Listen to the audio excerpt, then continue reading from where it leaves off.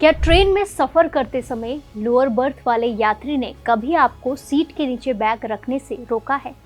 क्या आप भी यही मानते हैं कि जिसकी निचली सीट होती है, नीचे की पूरी जगह पर सिर्फ उसी का मालिकाना हक होता है? और अगर कोई साथी यात्री आपका सामान जबरन हटाने लगे तो रेलवे का कौन सा ऐसा नियम है जो आपका पूरा हक दिला सकता है?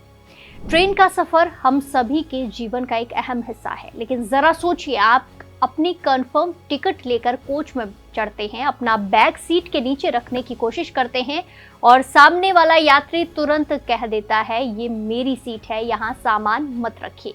ऐसे में बहस शुरू हो जाती है, मूड खराब हो जाता है और पूरा सफर तनाव में गुजरता है।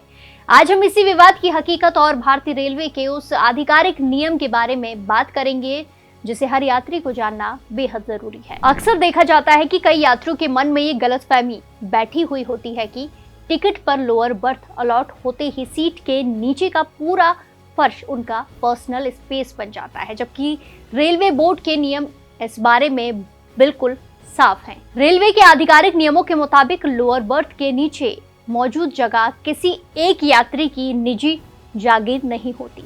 ये पूरा स्थान उस कैबिन या कूपे में यात्रा कर रहे मिडिल बर्थ और अपर बर्थ के यात्रियों के लिए भी बराबर का साझा स्पेस होता है। यानी अगर आपकी टिकट मिडिल या ऊपर वाली बर्थ की है तो आपको लोअर बर्थ के नीचे सामान रखने का पूरा कानूनी और नियमानुसार अधिकार है।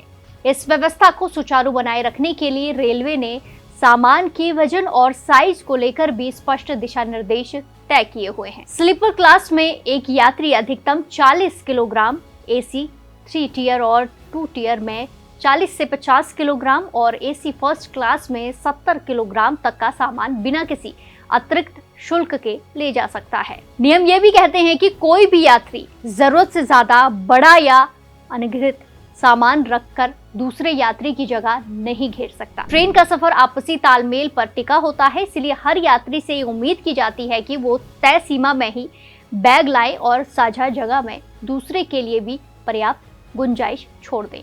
अब सवाल उठता है कि अगर कोई लोअर बर्थ का यात्री आपकी बात सुनने को तैयार ही ना हो तो क्या करें और आपका बैग जबरदस्ती हटा दे, तो आपको क्या करना चाहिए?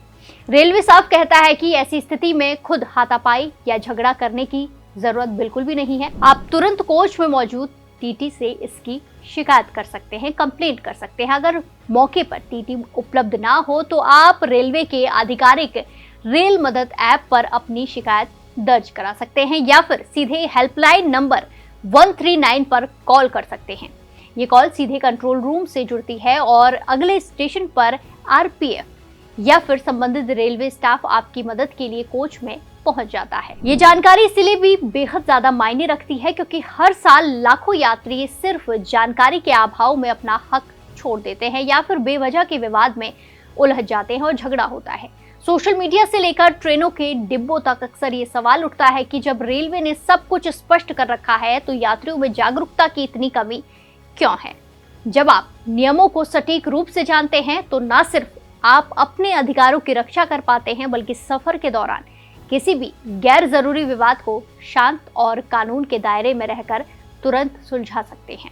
तो अगली बार जब आप ट्रेन में सफर करें तो इस नियम को जरूर याद रखें। क्या आपके साथ भी कभी ट्रेन में सामान रखने को लेकर ऐसी कोई बहस या तकरार हुई है? आपने उस स्थिति को कैसे संभाला? हमें कमेंट्स में जरूर बताएं और बाकी देश और दुनिया की तमाम बड़ी अपडेट्स के लिए जुड़े रहिए दैनिक जागरण के साथ और ऐसी ही खबरों के लिए चैनल को सब्सक्राइब करें और वीडियो अगर पसंद आई तो वीडियो को लाइक करें। नमस्कार।